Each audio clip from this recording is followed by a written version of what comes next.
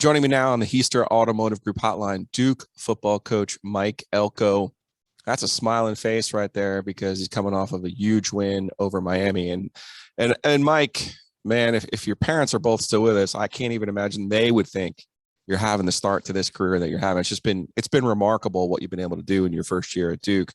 So I'm hoping you're enjoying the open date here, but just kind of, are you pinching yourself yet at this point, or how are you feeling about the amazing start that you've had to this season in your career as a head coach?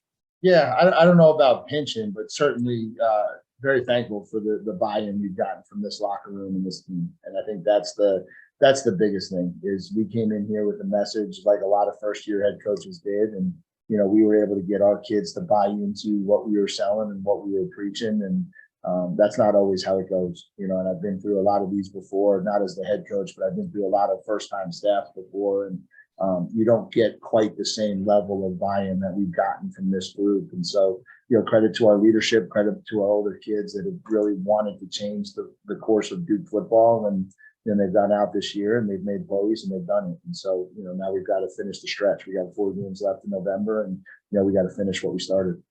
Yeah, Duke's off to a 5-3 start under Mike Elko. They're coming off a 45-21 win at Miami. They have the week off. They'll host Boston College go to Boston College on Friday, November 4th. So, Mike, I kind of like the coaching process. And I don't know if I'm alone in this or not. My dad was a high school coach for 25 years. So I'm curious, you lose a gut buster to Carolina. And in a lot of teams, it's hard to get them back the next week. How were you able to pick your group up after the Carolina game to not only come out and, play at Miami, but really dominate Miami in the way that you did? Yeah, I mean, I think it was a long process. It didn't happen right away for sure. It didn't happen for us as a coaching staff. And I told them that, normally you do the whole, by the time we get back in the building Sunday, you want that one away. But we came back on Tuesday morning, and I said, all right, listen, it wasn't gone for me either. But let's start moving forward. And I think as the week went on, obviously we started to get it out of our system, and then you just focus on the next opportunity. And that sounds like coach speak, but it's the reality. The only way we could get rid of that bad feeling we had against North Carolina was to get back into a winning locker room. And it really didn't matter who that winning locker room was against. And so, we were able to go out there and make enough plays, and then you get that feeling you get at the end of accomplishment. And so, the kids get addicted to that feeling, that winning locker room at the end of the football game. There's nothing like it. And so we were able to get them kind of focused back in on that, and then they were able to go out and get the job done.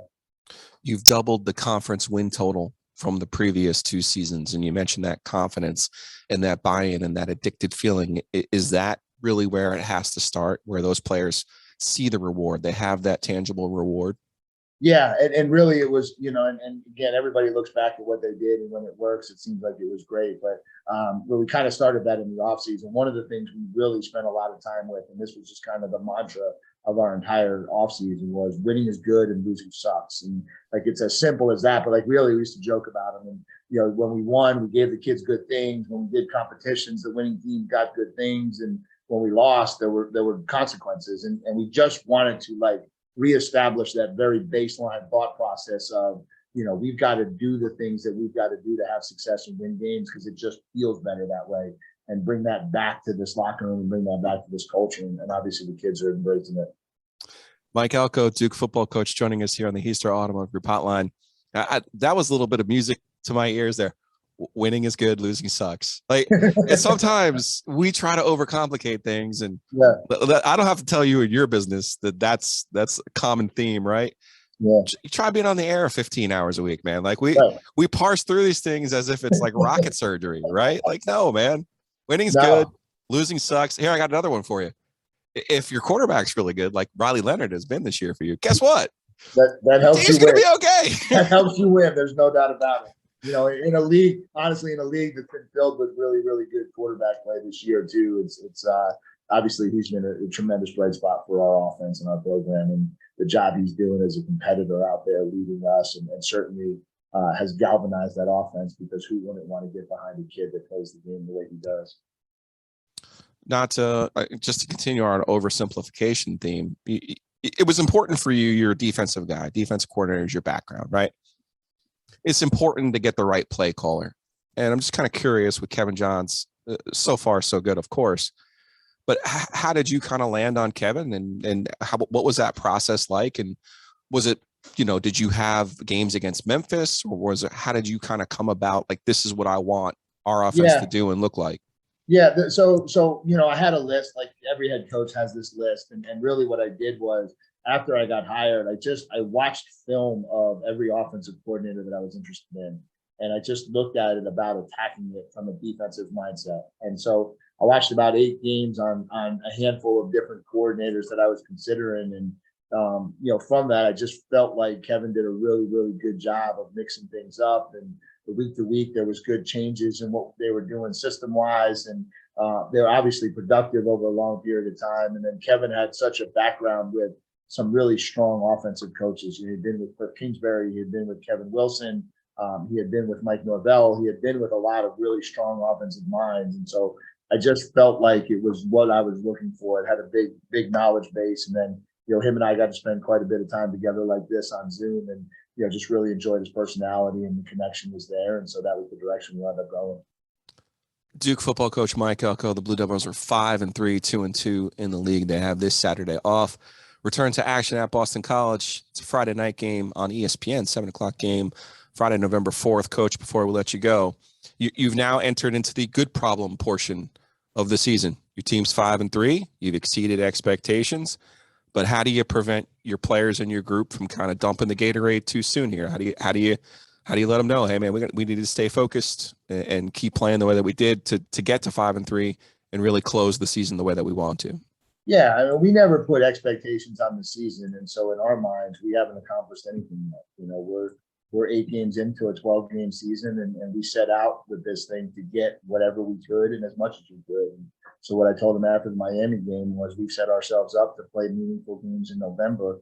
Now let's go take advantage of it, and let's get greedy, and let's see where we can go. And the coastal race isn't over. We know it's an uphill battle, and we know we don't control our own destiny, but let's go out and win as many games as we can and try to win every opportunity we can and see where that puts us at the end of this thing. And I think the kids have responded to that. Obviously, we don't feel like we're that far away from being a 7-1, 8-0 football team. And so I think they believe that they can go out there every single week and compete and play and win. And so we'll continue to do that through the end of November. I actually lied to you, but I can do that because, you spent some time in my neck of the woods. I got too many people telling me about what was your reaction. Let me just try to get you in trouble. How about that? Okay. Are you okay with that? Sure. Are you over the Carolina game? I think I know where we're going. Are you over the Carolina game? Or I'll ask it in a way that you can actually answer it.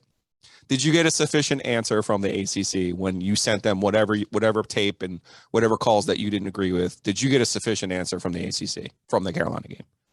Yeah, I mean, the sufficient answer you're looking for is not ever going to come your way. And so okay. we put ourselves in a position where the officials could affect the outcome, and we don't want to do that. And there were a lot of plays over the course of that game that we could have made or we could have done differently to not be in that situation. And so because we were, it is what it is. Obviously, I wish some of those calls would have went a different direction. Some of them I thought were just really tightly called. Some of them I thought were should have been called, but it is what it is. And that's not an excuse. We had an opportunity to win that football game and we didn't. And that's what I told our kids. And if we allow somebody else to put our fate in their hands, and shame on us for doing that. The Ivy League guy is way too smart for me. Couldn't do it. Couldn't get you in trouble. Mike Elko, enjoy your week off. Enjoy the final 4 games of the season. Done an amazing job. Something tells me there'll be a vote that looks like Mike Elko, ACC Coach of the Year, coming your way pretty soon. So enjoyed your time. Thank you very much for it. Yeah, I appreciate you guys having me on. Thanks, Joe.